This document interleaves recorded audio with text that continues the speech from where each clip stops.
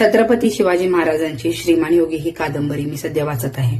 त्यातला एक किस्सा मला आवर्जून सगळ्यांसमोर सांगायचा आहे. छत्रपती शिवाजी महाराज हे जेव्हा 4-5 वर्षाचे होते तेव्हा बंगळुरू येथे राहायचे. म्हणजे तेव्हाचं बंगळूर, आत्ताचं बेंगलोर. आणि राजांच्या घरी म्हणजे मोठमोठ्या राजांच्या घरी रोज रात्री तमाशाचे फड भरले जायचे.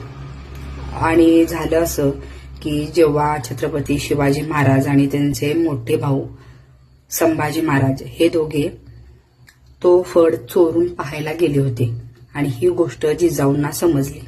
ही गोष्ट जिजाऊंना समजल्यानंतर त्यांना ती गोष्ट अजिबात आवडली नाही आणि त्या दोघांची तर कानउघडणी केलीच. पण शहाजीराजेंना त्यांनी विनंती केली की हे तमाशाचे जे काही फड भरतात ते तुम्ही बंद करावे, कारण मुलांच्यावर वाईट संस्कार होतील.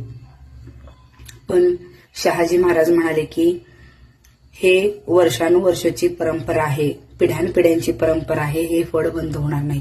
त्यावेळेला ताडकीफाड कोणताही विचार न करता जिजाऊ म्हणाल्या की मी दोन्ही मुलांना घेऊन पुण्याला रवाना होते. पण शहाजीराजे म्हणाले की मी संभाजीला सांभाळतो आणि तू शिवाजीला घेऊन जा. तू त्याला संस्कार कर, मी ह्याला संस्कार करतो आणि पाहूयात भविष्यात त्यांच्या आयुष्यात कोण सरस ठरतंय. तर दोघांच्याही भावांचा इतिहास तुमच्या समोर आहे.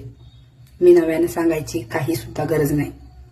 सांगायचा माझा उद्देश असा आहे की जेव्हा फक्त आईवर परिस्थिती बेतते, आई जेव्हा चॅलेंज घेते, तेव्हा ती तिच्या मुलासाठी एकटी खंबीर उभी राहू शकते. बरोबर? तुमचं काय मत आहे या गोष्टीवर? Okay, bye.